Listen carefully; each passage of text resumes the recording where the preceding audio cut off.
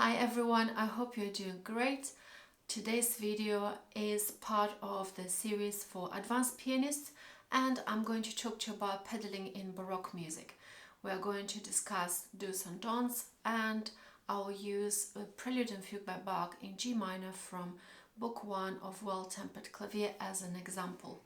I hope you find it useful. If there's anything else that you're struggling with or you want me to look at or do a lesson on, please get in touch with me. I would love to be able to help you. Let's get started. So the first question is, should you pedal in Baroque music? And the answer is absolutely yes. It serves two purposes. One, it gives a boost to any sort of long chords or notes and projects them a bit more, since we cannot really use some huge range of dynamics.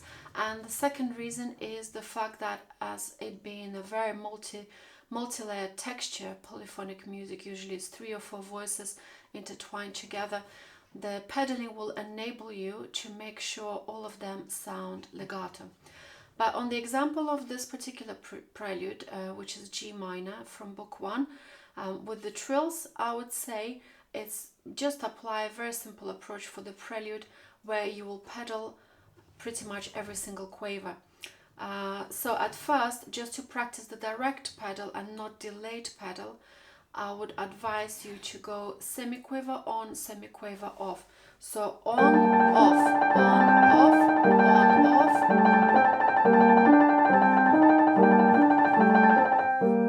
And like that all throughout.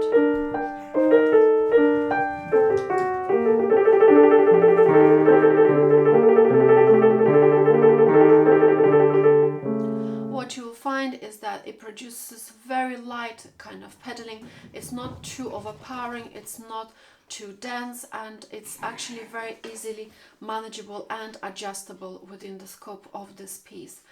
And for the fugue, you will actually apply exactly the same approach, but just please be careful with pedaling scalic passages.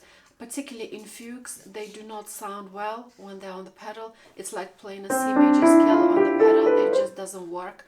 So what I would say, if you have, well, this particular fugue is 4 voices. If you have a fugue with 3 voices, maybe when you have a single line, definitely the opening should not be pedaled. When you have 2 lines, just one in the left, one in the right, it probably also doesn't need any pedaling.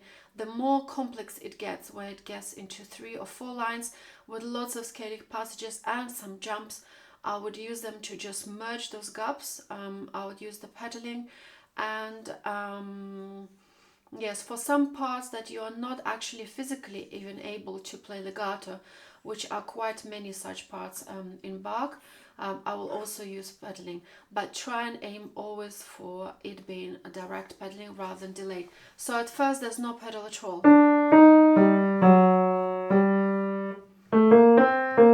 Still nothing.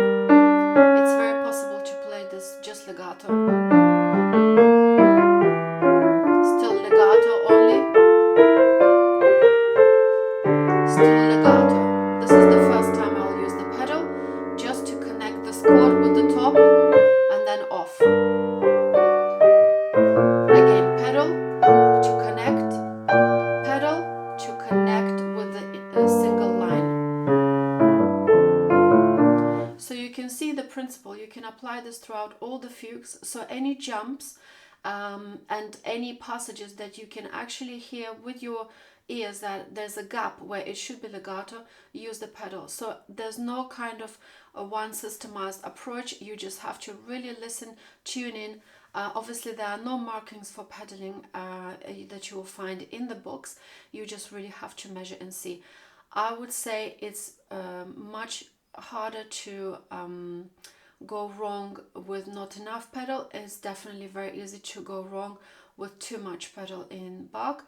Maybe also try and do half pedals, do not press fully onto it. The aim of it is really for all the parts to be sounding legato, especially where fingers legato is not possible. I hope this video was helpful. If you have any questions about any of the preludes and fugues, just drop me a line. I would love to be able to answer and help you as much as I can. and otherwise I'll see you in the next video. Bye!